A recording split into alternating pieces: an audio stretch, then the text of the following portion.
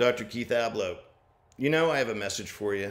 I know if you're feeling low in your mood or you're feeling anxious, very often people say you need this medicine or that medicine or more of it. And, you know, medicines can be helpful. There's no question.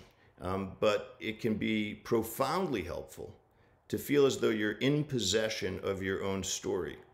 It's dispiriting, literally dispiriting, when we feel as though we don't have possession of ourselves, our own stories.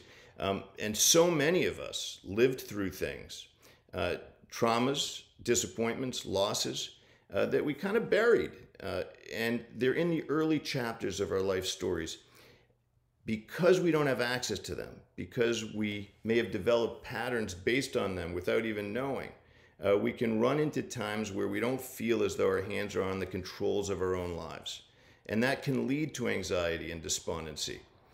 It's tremendously important to go reclaim your story, to really delve into what transpired in my life, what made me the person who I am. And what am I potentially enacting in life that's either frustrating to me or not contributing to my success or my ability to find love or to love myself? You know, too many of us live as though we're opening, say, a novel to page 121 and trying to read to page 200. How would you feel? You'd feel as though, man, I don't know these characters. I am not sure what's going to happen. I can't tell if this is an authentic story because I don't know the character's backstory. We have to know ourselves in order to write great pages and chapters going forward.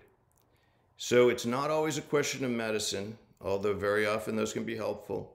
It's often a question of the help that you get, the healing that you get, when you actually say, you know what, I want all of me. I want the whole story about my life. And part of my life story, my mission in life, is to give you the tools in order to be able to do that, in order to be able to go back and say, I now feel as if my story is cohesive. I know just what happened, and now I can say exactly what I want to happen. That's the only kind of free will there is in the world. That's self-possession. That's autonomy. When you have yourself, you're tough to defeat.